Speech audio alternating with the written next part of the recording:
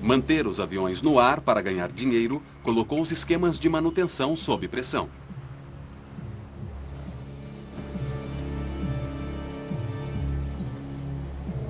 John Liotine era mecânico-chefe dos serviços de manutenção na Alaska Airlines em Oakland, onde trabalhava há 8 anos.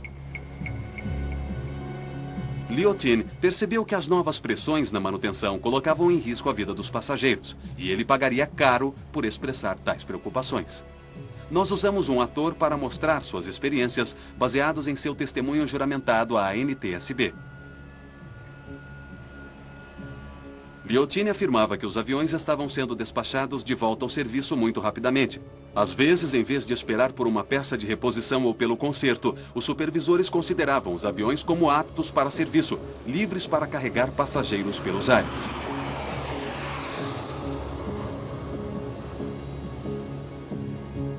Em outubro de 98, mais de 15 meses antes do acidente, John Liotine ficou tão preocupado que fez uma coisa que mudaria sua vida para sempre.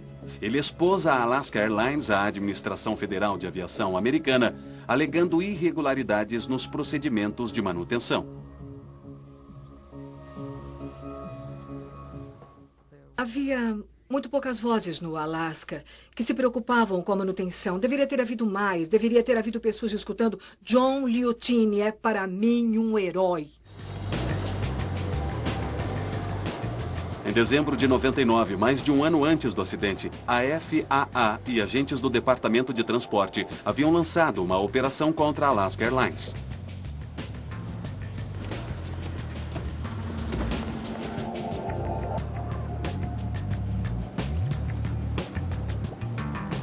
O caso foi entregue aos procuradores federais e o FBI invadiu as instalações de manutenção do Alaska e recolheu milhares de registros. A operação foi o início de uma investigação do grande júri federal que levaria 3 anos. Nenhuma acusação criminal foi feita contra a empresa. Os funcionários da Alaska Airlines negaram que qualquer avião sem segurança tivesse sido colocado em serviço ou em algum momento vidas de passageiros estivessem em perigo. Entretanto, as investigações revelaram centenas de infrações das leis federais. A Alaska Airlines foi multada. A FAA insistiu em mudanças nos procedimentos de manutenção e segurança da empresa. A FAA também suspendeu 2 supervisores por falsificarem registros.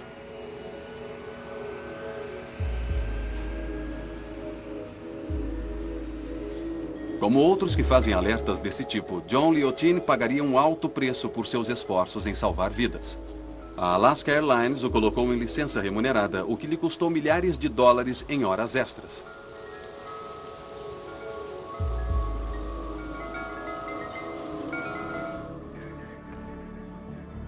E então, em janeiro de 2000, John Liotine viu o maior de seus pesadelos se tornar realidade.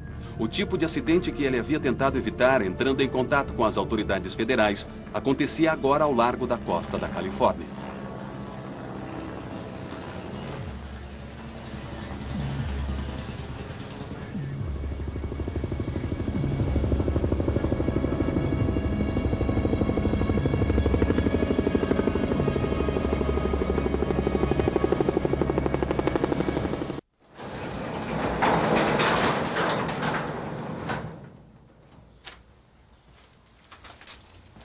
Depois do acidente do voo 261, o mecânico John Liotine se voltou aos seus próprios arquivos de trabalho. Surpreendentemente, ele descobriu que possuía um vínculo direto com a aeronave acidentada. Mais de 2 anos antes, na última verificação do avião, ele tinha mandado que o macaco de parafuso desse mesmo avião fosse substituído. Ele então deixou o seu turno. Quando os investigadores examinaram os registros, eles descobriram que a recomendação de Liotine não tinha sido levada em conta pelo turno seguinte, e o avião havia sido colocado de volta em serviço. A próxima inspeção seria apenas 2 anos e meio depois. Mas o tempo passa. 2 meses antes da vistoria vencer, o voo 261 caiu.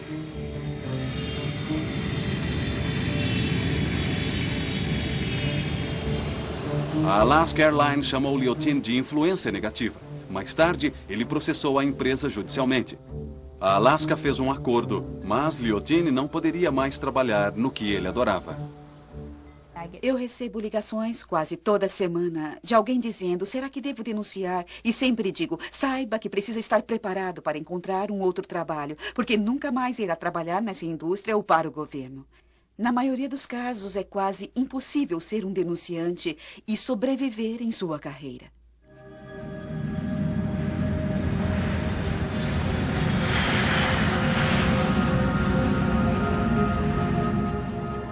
À medida que os investigadores continuavam seu trabalho no caso do voo 261, eles fizeram uma outra descoberta preocupante sobre a ânsia em cortar custos na Alaska Airlines.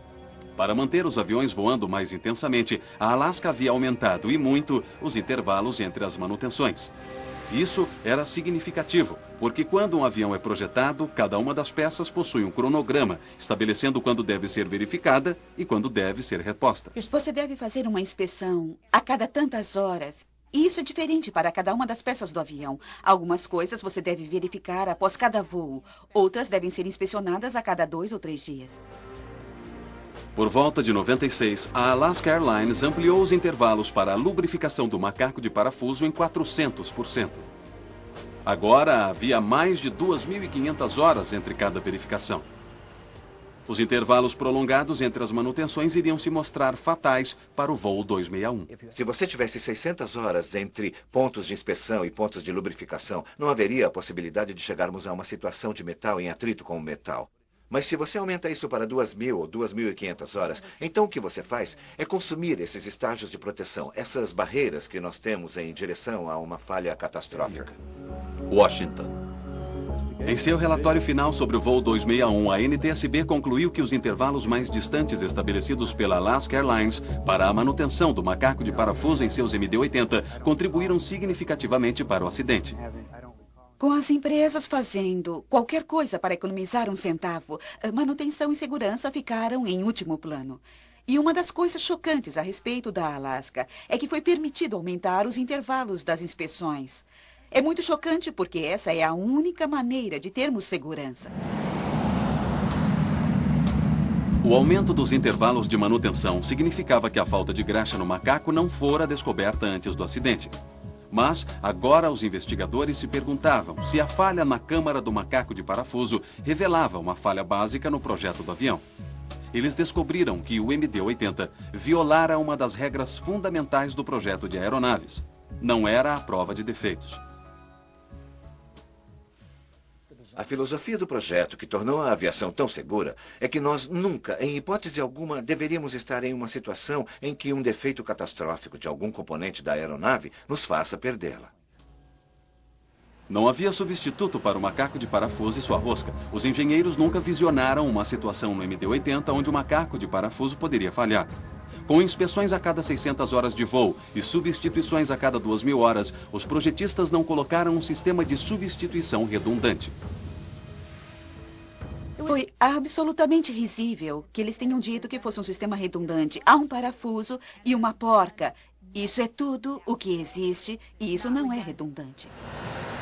O MD-80 continua a voar no mundo todo, apesar da revelação dessa falha de projeto potencialmente perigosa. A câmara do macaco de parafuso não foi reprojetada. Os intervalos de inspeção foram diminuídos, mas as empresas aéreas ainda dependem de manutenção apropriada para evitar que o mesmo acidente ocorra novamente. Em seu relatório final, a Secretaria Nacional de Segurança no Transporte concluiu que o acidente com o voo 261 ocorreu devido à falta de lubrificação adequada e à ampliação dos intervalos entre as manutenções. Somadas ao projeto do macaco de parafuso, essas falhas levaram a um acidente totalmente evitável e à perda de 88 vidas.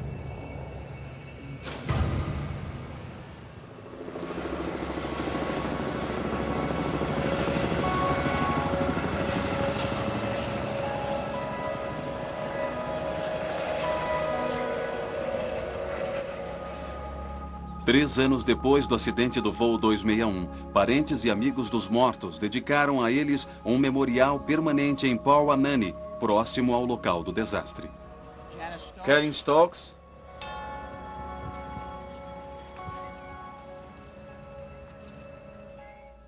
Eu acho que a melhor coisa e a única coisa em nossa infinita incapacidade de compensar aqueles que perderam suas vidas É dizer uma coisa que pudemos dizer em vários outros acidentes a outras famílias enlutadas. Nós dissemos, essas mortes não foram em vão. Nós não vamos deixar que tenham sido em vão. Cada uma dessas vidas irá contar para que possamos assegurar que 3, 4, 5 ou 10 outras pessoas não morram. Carol Carlson. Colleen era diferente. Ela era empreendedora. E não há ninguém como ela em nossa família. E eu não sei o que podemos fazer, senão lembrar de Colleen e agora viver nossas vidas um pouquinho melhor por ela. Sabe, quando eu estava crescendo, nós não tínhamos cinto de segurança. Não havia cinto de segurança nos carros. E hoje sabemos que precisamos usar cintos de segurança.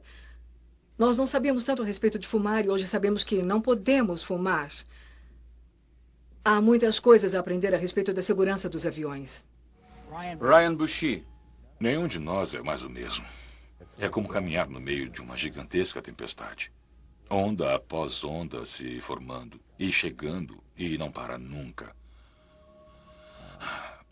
A dor da perda de um filho é uma coisa que eu não desejo a ninguém. Esse avião caiu por negligência.